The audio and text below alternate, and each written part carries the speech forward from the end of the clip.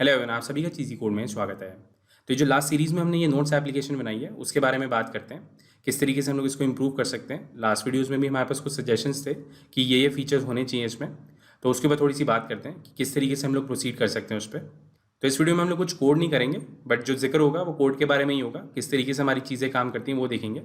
तो सबसे पहला जो सवाल है वो है हमारा ऑफलाइन सपोर्ट। तो ऑफलाइन सपोर्ट के लिए हमें क्या करना पड़ेगा, इसमें एक रूम डेटाबेस इंटीग्रेट करना पड़ेगा। जितने भी हमारे नोट्स होंगे उसको हमें अपने रूम डेटाबेस में सेव कराना होगा, जिससे जब हमारे पास इंटरनेट ना हो तो हमारी ऐप काम करती रहे। अभी ये जितना भी सिस्टम हमने डेवलप किया है उसको इंटरनेट चाहिए, मतलब मैं नोट्स एक्सेस कर रहा हूँ, नोट्स सेव करा रहा हूँ, नोट्स डिलीट करा रहा हूँ, तो उन सब के लिए हमें इंटरनेट चाहिए। बट अगर मुझे ऑफलाइन सपोर्ट देना है तो वहाँ पे सारा काम जो होगा मेरा वो रूम डेटाबेस की मदद से होगा। तो वहाँ पे जो सोर्स ऑफ ट्रुथ है हमारा वो चेंज हो जाएगा। सोर्स ऑफ ट्रुथ जो होगा हमारा वो रूम डेटाबेस होगा रादर देन हमारी एपीआई। मतलब जितना भी काम हो रहा होगा हमारा वो हमारी ऐप के अंदर ही हो रहा होगा, और जैसे ही हमारे पास इंटरनेट आएगा तो वो सारा डेटा हम लोग सिंक कर लेंगे अपनी एपीआई सर्वर के साथ। मतलब इंटरनेट के आती जो हमारा डेटा है जो हमने लोकली स्टोर किया हुआ है उसको हम लोग पुश कर देंगे अपने सर्वर पे। तो इस केस में जो हमारा सोर्स ऑफ ट्रूथ होगा वो रूम डेटाबेस ही होगा। जितना भी ऑपरेशंस परफॉर्म हो रहे होंगे उस रूम डेटाबेस पे ही होंगे। तो ऑफलाइन सपोर्ट करने के लिए जो चीज़ें चाहिए वो तो आसान है, मतलब आपको अपने रूम डेटाबेस में डेटा स्टोर कराना है वो आसान है, बट उसकी जो सिंकिंग वाला काम है वो थोड़ा सा टाइम टेकिंग होता है कि किस मोमेंट पे आपको सिंक करना है, किस तरीके से आपको सिंक करना है। जब इंटरनेट आएगा तभी आपकी ये सर्विस चलनी चाहिए, या आप यहाँ पे वर्क मैनेजर का इम्प्लीमेंटेशन करेंगे तो वर्क मैनेजर जो होगा वो आपका पीरियोडिकली चेक करेगा क्या सर्वर पे कुछ नया डेटा आया है, या आपके पास कोई डेटा है तो उसको सिंक करेगा सर्वर के साथ। तो सिंकिंग के लिए जो हमारी इंप्लीमेंटेशन होगी वहाँ पे हमें वर्क मैनेजर का इंप्लीमेंटेशन करना पड़ेगा। वहाँ पे हमारी पीरियोडिकली रिक्वेस्ट रेज होगी कि भैया मेरे लोकल डेटाबेस में कुछ डेटा है वो मुझे सिंक करना है। तो अब ये कौन सा डेटा हो सकता है, तो सपोज़ आप ऑफलाइन है बट आप नोट ऐड करना चाहते हैं, या कोई एग्जिस्टिंग नोट को एडिट करना चाहते हैं या डिलीट करना चाहते हैं, तो बेसिकली आपके CRUD ऑपरेशन ही होंगे। तो रीड वाला ऑपरेशन तो ईजी होगा, रीड करने में कुछ दिक्कत नहीं है। बट आपको क्रिएट करना है तो उसके लिए आपको कुछ चेंजेस मेंटेन करने पड़ेंगे, आपको अपडेट करना है तो उसके लिए आपको चेंजेस मेंटेन करने पड़ेंगे। सिमिलरली अगर आपको डिलीट करना है तो वो आपको चेंजेस मेंटेन करने पड़ेंगे। तो ये आप अपनी जो चेंजेस हैं वो लोकली मेंटेन करेंगे, मतलब रूम डेटाबेस में कुछ एक्स्ट्रा फील्ड्स इंट्रोड्यूस करेंगे कि ये सेव हुआ है या नहीं, या ये सिंक हुआ है कि नहीं। जैसे सपोज कोई डिलीट होता है नोट तो वहाँ पे आपको चेक करना पड़ेगा कि ये डिलीट हो चुका है। तो जैसे आपका इंटरनेट आएगा या आपकी जो वर्क मैनेजर की रिक्वेस्ट है वो जनरेट होगी, तो आप जो कोड लिखेंगे वो कुछ इस तरीके से लिखेंगे कि सबसे पहले आप ऐड वाली कॉल भेजेंगे कि आप ऐड करना चाहते हैं, तो आपके नए नोट्स ऐड हो जाएंगे। उसके बाद अपनी अपडेट वाली रिक्वेस्ट रेज करेंगे कि ये नोट्स अपडेट हुए हैं, इनको अपडेट कर दो। और उसके बाद आप डिलीट वाली रिक्वेस्ट रेज करेंगे कि ये वाले नोट्स मुझे डिलीट करने हैं, उनके लिए डिलीट रिक्वेस्ट रेज हो जाए। तो इस तरीके से आप इनके CRUD ऑपरेशन इंप्लीमेंट करोगे। तो आई होप आपको ये सेंस बना रहा होगा। तो मेजरली दो काम होंगे आपके। जब भी आप अपने रूम डेटाबेस में डेटा स्टोर कराओगे तो आपको कुछ एडिशनल वैल्यूज़ मेंटेन करनी पड़ेंगी कि अभी सिंक हुआ है या नहीं हुआ। या आप ऐसे भी कर सकते हो कि कुछ नए टेबल्स बना लो और उसमें डेटा पुश करो कि क्रिएट के लिए ये वाला टेबल है, अपडेट के लिए ये वाला टेबल है, और डिलीट के लिए ये वाला टेबल है। तो जैसे आपका वर्क मैनेजर शुरू होगा तो आपके तीनों टेबल से डेटा पड़ेगा और उसके अकॉर्डिंग रिक्वेस्ट रेज करेगा। तो इस तरीके से आप इसको इंप्लीमेंट कर सकते हो। तो ऑफलाइन सपोर्ट के लिए एक बार देख लेते हैं। तो ये जो हमारी नोड रिस्पॉन्स वाली क्लास है इसको हमें एंटिटी बनाना होगा जो कि हमारी रूम की एंटिटी होगी। तो ये हमारा एक टेबल होगा। अब इसमें कुछ और फील्ड्स ऐड करना चाहते हो तो आप फील्ड्स ऐड कर सकते हैं, या आपके पास अगर कोई नए टेबल्स ऐड करना चाहते हैं तो वो ऐड कर सकते हैं। जैसे कि आपका बुकमार्क का एक कॉन्सेप्ट होता है कि आप नोट्स को बुकमार्क करना चाहते हैं तो उसके लिए आप एक अलग टेबल क्रिएट कर सकते हैं, या इसी के अंदर हम लोग एक फील्ड इंट्रोड्यूस कर सकते हैं इस बुकमार्क की, तो वहाँ पे आप इसको स्टोर करा सकते हैं। तो इस तरीके से ये आपकी एक एंटिटी बन जाएगी। अब आपकी एंटिटी बन चुकी है तो आपको डाउ क्रिएट करना होगा। तो डाउ में भी आपके पास CRUD ऑपरेशंस के लिए सारे ऑपरेशंस होंगे, तो आपको डाउ में मेंशन करने होंगे। उसके बाद हम लोग यहाँ पे हिल्ड का यूज़ कर रहे हैं, तो यहाँ पे हमें एक डेटाबेस का मॉड्यूल बनाना होगा। तो कुछ इस तरीके से हम लोग एक मॉड्यूल क्रिएट करेंगे जो हमारे को रूम की इंप्लीमेंटेशन प्रोवाइड करेगा। तो रूम का जो डेटाबेस होता है वो हमारा सिंगलटन होता है, तो इसी तरीके से हम लोग कुछ इंप्लीमेंटेशन करेंगे उसकी। तो आई होप आपको ये ऑफलाइन वाले स्टेप्स क्लियर हो रहे होंगे। अब इसमें मैं एक बात ऐड करना चाहता हूँ कि जो सॉफ्टवेयर का डेवलपमेंट होता है वो हमेशा इटरेशंस में होता है। मतलब आपने पहले कुछ सेट ऑफ फीचर्स सोचे, उसको इंप्लीमेंट किया और आपने उसको लाइव कर दिया। आपने यूजर्स के रिस्पॉन्स देखे कि यूज़र का रिस्पॉन्स कैसा है, उसी के बेसिस पे आप next set of features decide करोगे और उनको डेवलप करोगे। ऐसा नहीं है कि आपने सारे फीचर्स सोचे, सारे इंप्लीमेंट होंगे तभी आपकी ऐप लाइव होगी। ऐसा करोगे तो हमेशा ऐप डेवलप करते रह जाओगे और उस पर यूजर्स नहीं ला पाओगे। तो मेक श्योर करो कि पहले एक MVP बनाओ, कुछ सेट ऑफ फीचर सेलेक्ट करो और उनको लाइव कर दो। उसके बाद जो आपकी ऐप रेडी होगी उसके ऊपर जो यूजर्स के फीडबैक आएंगे उसी के बेसिस पे आप डिसाइड करोगे कि नेक्स्ट सेट ऑफ फीचर्स क्या होंगे। तो इस तरीके से ये ऐप की साइकिल काम करती है। बट अभी ये जो हमने ऐप बनाई है बिना इंटरनेट के चल ही नहीं सकती है। यहाँ पे आपको इंटरनेट कनेक्शन चाहिए तभी आपकी ये ऐप चल पाएगी।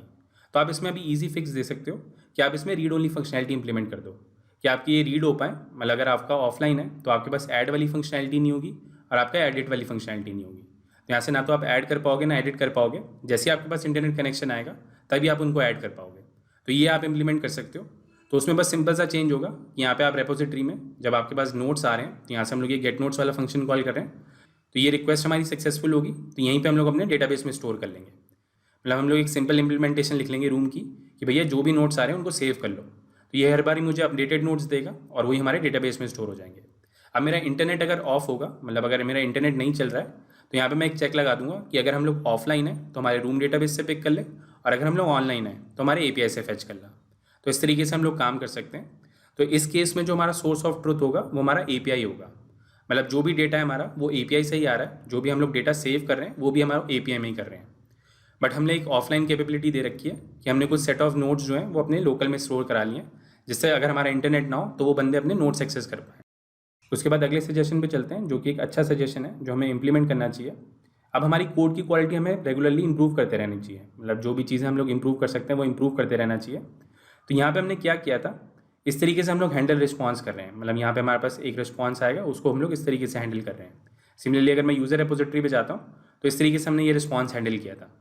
तो ये वाला जो कोड है हमारा, यहाँ पे आप देख सकते हैं ये कोड सेम चीज़ हमने नोट रिपोजिटरी पे भी लिखी थी, तो यही कोड हमने यहाँ पे भी लिखा था, बस यहाँ पे लाइव डेटा का फ़र्क था। तो इसको हम लोग जेनरिक टाइप में मूव कर सकते हैं। तो अगर आप गूगल करेंगे तो आपको कुछ ना कुछ सोल्यूशन मिल जाएगा कि एक सेफ API कॉल कैसे करते हैं जेनरिक्स की मदद से और को रूटीन्स की मदद से।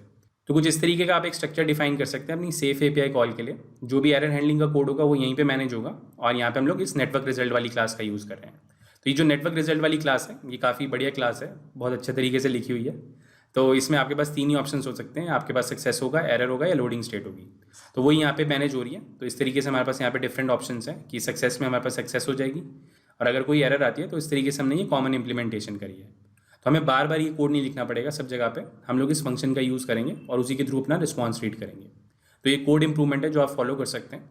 एक और सजेशन ऐड करना चाहता हूँ इसमें कि जो हम लोग रेपोजिटरी इंप्लीमेंट कर रहे हैं उसको भी हम लोग इंप्रूव कर सकते हैं, कि जो हमारी रेपोजिटरी की इंप्लीमेंटेशन है, अब वहाँ पे अगर सपोज मुझे ऑफलाइन का भी सपोर्ट चाहिए तो उसके लिए हम लोग 2 रेपोजिटरी क्लास बना सकते हैं, एक हमारी ऑफलाइन वाली होगी, एक हमारी ऑनलाइन वाली।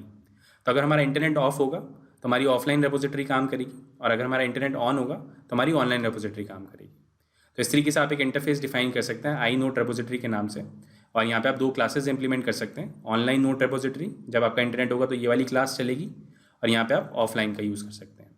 तो जहाँ जहाँ पे भी आपने रेपोजिटरी इंजेक्ट कराई है तो वहाँ पे आप इन क्लासेस को इंजेक्ट करा सकते हैं। तो यहाँ पे हमें एक बेसिकली हेल्थ मॉड्यूल बनाना होगा जो चेक करेगा कि इंटरनेट है, कि भैया ऑनलाइन हो तो ऑनलाइन रेपोजिटरी का ऑब्जेक्ट ले लो, और अगर ऑफलाइन हो तो ऑफलाइन रेपोजिटरी का ऑब्जेक्ट ले लो। तो इस इंटरफेस के कॉरस्पॉन्डिंग हम लोग ये 2 क्लासेस रिटर्न कर पाएंगे। तो यहाँ पे आप देख सकते हैं इस तरीके से हमने एक कंक्रीट इंप्लीमेंटेशन लिया। यहाँ पे हम लोग इंटरफेसेस का भी यूज़ कर सकते हैं। तो यहाँ पे हम लोग आई नोट रेपोजिटरी का ऑब्जेक्ट डिफाइन कर देंगे और हेल्थ को बता देंगे कि इस तरीके से आपको इसका ऑब्जेक्ट बनाना है। तो ये भी एक कोड इंप्रूवमेंट हो सकता है जो आप अपने कोड के अंदर कर सकते हैं। तो नेक्स्ट पॉइंट है हमारा फ्लो का इंप्लीमेंटेशन। तो यहाँ पे हम लोग फ्लो का भी इंप्लीमेंटेशन कर सकते हैं। कुछ ऐसा तिलिस्मी नहीं है फ्लो में जो लाइव डेटा नहीं कर पाएगा। तो लाइव डेटा में कुछ परफॉर्मेंस इश्यूज़ होते हैं, तो उसके लिए रिकमेंडेड है कि आप फ्लो का यूज़ करें। बट आप लाइव डेटा को भी यूज़ कर सकते हैं, ऐसा नहीं है कि हर जगह पे परफॉर्मेंस इश्यूज़ देगा। यहाँ पे हम लोग कुछ मैनिपुलेशंस नहीं कर रहे हैं, लाइव डेटा को एज अ ऑब्जर्वर यूज़ कर रहे हैं, तो ये काम कर जाएगा। यहाँ पे कोई परफॉर्मेंस इशू नहीं होने वाला इस ऐप के केस में। स्पेसिफिक टू दिस ऐप, इसमें कोई लाइव डेटा का हार्म नहीं है। यहाँ पे आप चाहे फ्लो यूज़ कर लो चाहे आप लाइव डेटा यूज़ कर लो, दोनों का सेम इम्पैक्ट रहेगा। तो फ्लो के ऊपर पहले एक सीरीज़ बनाएंगे, फ्लो के जो कॉन्सेप्ट्स हैं उनको समझेंगे, उसके बाद इसमें फ्लो इंप्लीमेंट करेंगे कि किस तरीके से एक रियल प्रोजेक्ट में आप लाइव डेटा की जगह फ्लो को इंप्लीमेंट कर सकते हो। तो इसके बाद नेक्स्ट पॉइंट पे आते हैं। तो नेक्स्ट पॉइंट है हमारा पेजिंग। यहाँ पे हम लोग पेजिंग की इंप्लीमेंटेशन कर सकते हैं। जो भी हमारे पास डेटा आ रहा है उसको हम लोग पेजेस की फॉर्म में लोड करा सकते हैं।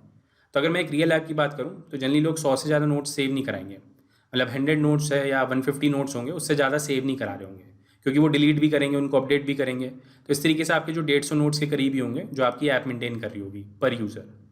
अब वहाँ पे आपको पेजिंग लगानी है तो आप लगा सकते हैं, मतलब मैं मना नहीं करूँगा कि आप नहीं लगा सकते, वहाँ पे आप लगा सकते हैं, पेजिंग का सपोर्ट आप कर सकते हैं। बट आप पहले टेस्ट कर लो कि आपके पास इतने यूज़र्स सेव कर भी रहे हैं कि डेटा की नहीं।